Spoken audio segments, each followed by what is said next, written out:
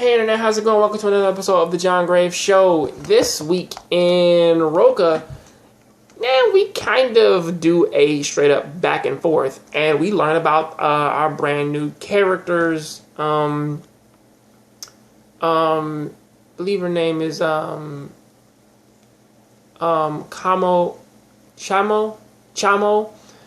Hans, and what the hell was that other girl's name? Mora. We learn a lot about those three, or pretty much we learn something about them. Because as far as what this episode goes, as they're trying to, as Aldit and Hans, as it starts off with them trying to see if they can walk the fuck out, that they can't. Even with all their tricks and them drawing lines in the sand and dirt, ground and shit. It also turns into a thing of, trying to understand like how this thing works. Because as they pretty much state here is that this barrier works that only a human can actually activate it, and also only the human who activates it can deactivate it, or at least that's an idea, meaning that only the person who actually activated it is two ways: either they can personally activate it, or they have to be killed and then it deactivates. And to be fair, it's like that's a pretty simplistic barrier, but I sort of like it. But with how that goes though is that we get our little breakdown. Aldit,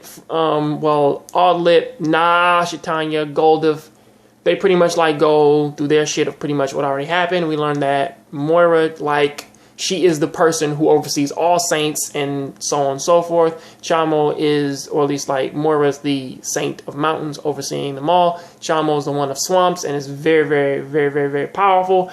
Hans is an assassin, of course, and he was paid to do this job. And because he was paid to do this job, he was trained by cats, or at least he imitates his fighting style, with cats, and that's why he talks the way he does to honor cats. And sort of how this shit breaks down, it always, when it boils back over to Fremy, it's a thing of her shit is that she's a half fiend, half human, and technically most of the other things, they don't necessarily affect her as much. But honestly, she does have her reasons for actually taking down the Demon King, the Demon God, even though she did sort of see him as a wonderful being at first. Now her mentality changes, and based how Aldit is like everything. Aldit is Aldit.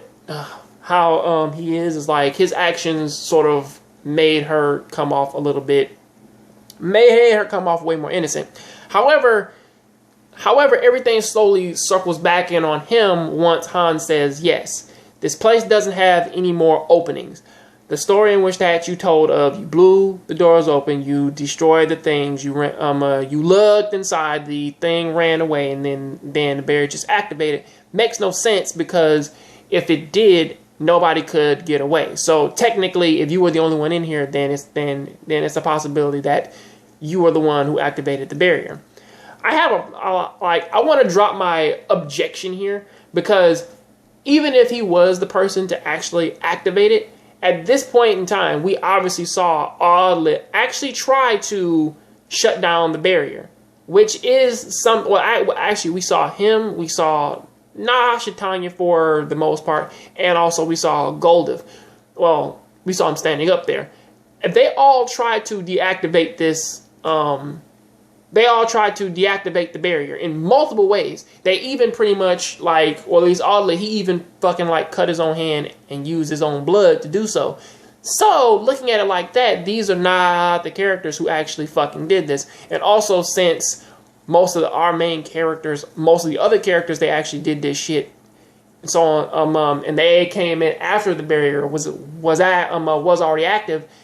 Then even if he was the first one there, and he did have the ability to fucking deactivate it, even if you kill him at this point, there's still no guarantee that the barrier will actually go down. Because even if you do find a person who is who isn't necessarily the trustworthy one because there's one more brave than what there necessarily should be. The question still fucking remains is like, if you kill him and he's not the one who did it, then you're down one, and pretty much you are still stuck there. And also, it's a possibility that, you know, that there are seven braves, you just don't want to fucking accept it. Because if there are seven braves, then best case scenario is that, like, that they have to find a way to get out without necessarily trying to murder one another. And it's a good chance that there may be another way to actually turn off the barrier. It just may not be the way how that they're thinking of it. I mean, like, if the pedestal is the way to actually activate it, then it's a good chance that it may be another pedestal somewhere around there, or some other switch, or some type of way to actually get them out of there. Well, actually, I don't necessarily know if they actually try to find another way or a secret passage, or if they tried to, like, stab the thing again. I don't know everything in which that they tried to do. All I know is that they tied up Flemmy, and now they're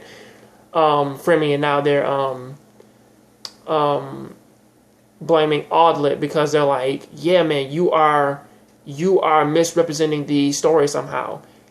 And I was thinking about that because when I look back and I saw, like, when the depth of field thing happened, could have been a possibility that like, that somebody that lied, that they probably could have did it already or something like that. I mean, like, to be fair, there are too many variables here which that we don't necessarily know about.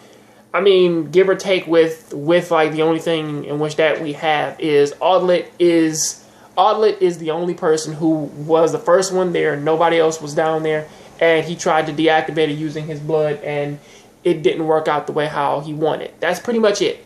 Other than that, everything else is just he say, she say, and pretty much it's just up in the air. So, as far as I know, to me, they're all legitimate braves. It's just that they're not looking hard enough to get out of there because they're sticking to that primitive mentality of the person who activated it.